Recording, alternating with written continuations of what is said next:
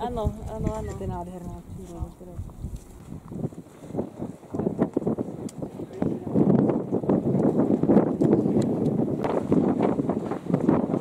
Je posledná epocha, o ktorej sa budeme baviť na tých veľkonočných ostrovoch. A ak vy pozriete na tie 3 ostrovčeky, tak ten úplne najvzdialený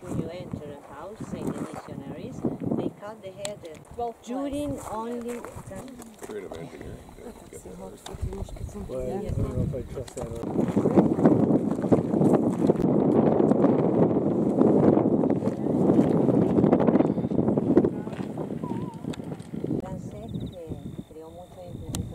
Calypso, že na poli lastovička a na poli to má ako keby ľudské telo a reprezentuje to posledného panovníka.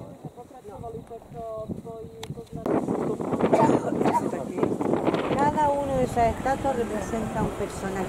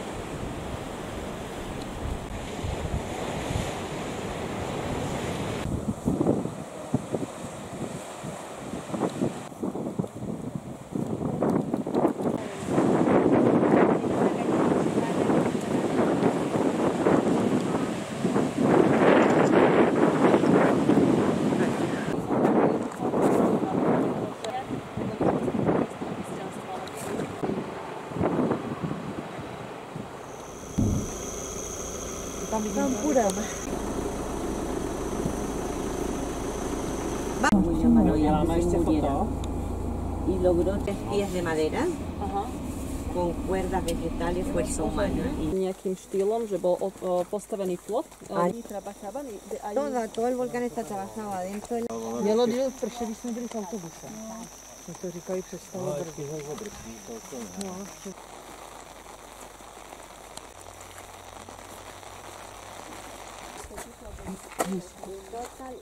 Peso específico entre 60 y 70 toneladas. El peso específico es porque el material del moai the eyes, very important. Yes. Ono to černé bylo.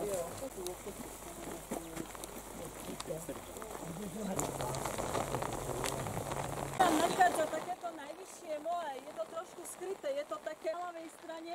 Vidíte smerom ešte dole. Ale nad tým najvyšším moai sa nachádzajú ešte 2.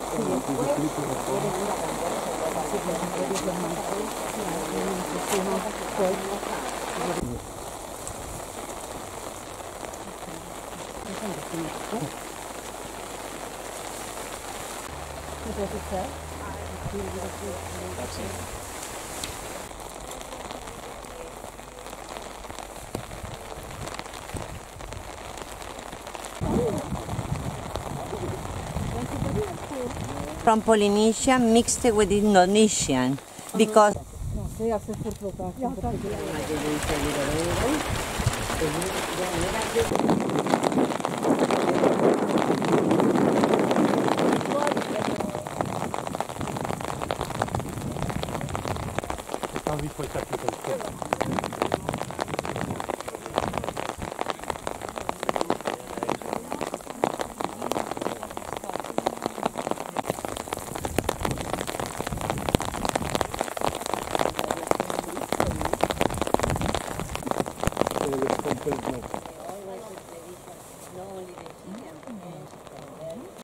begin the Burma. We speak with the verb begin the last period. Petroglyf, ale ne petroglyf.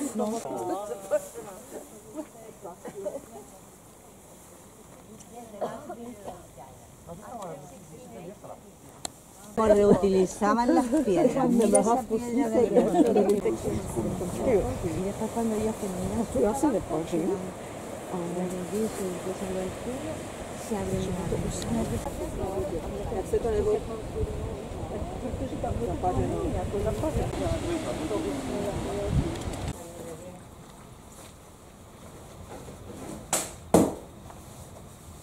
una terraza delante. El Dios Mal ako keby takú terasku, mali tam predtým boha Make, ktorý ochraňoval ich príbytok. un stone garden. ¿Por qué con este tipo de piedras? Tak metr maximum.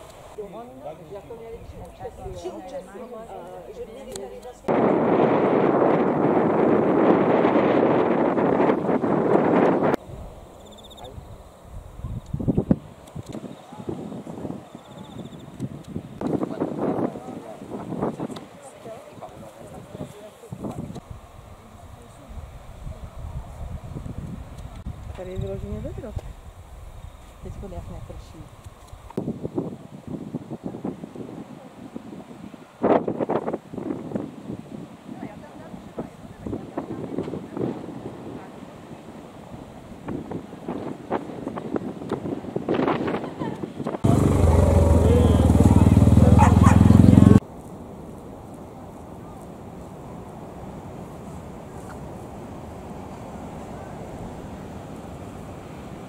Strážnici, ale že sú to takí objaviteľom, ktorí prišli na ostrov práve z Polynézie na to, že postavili to na nejaký ten štýl ako Majovia stavovali pyramídy, tak tu... Pivo a... Já nevím, já to nevidím. Já tam něco vyfotím. Vuelta, ¿cierto? Y fuerza humana. Al menos eso hizo William Malone. Hasta ahí te llevaría.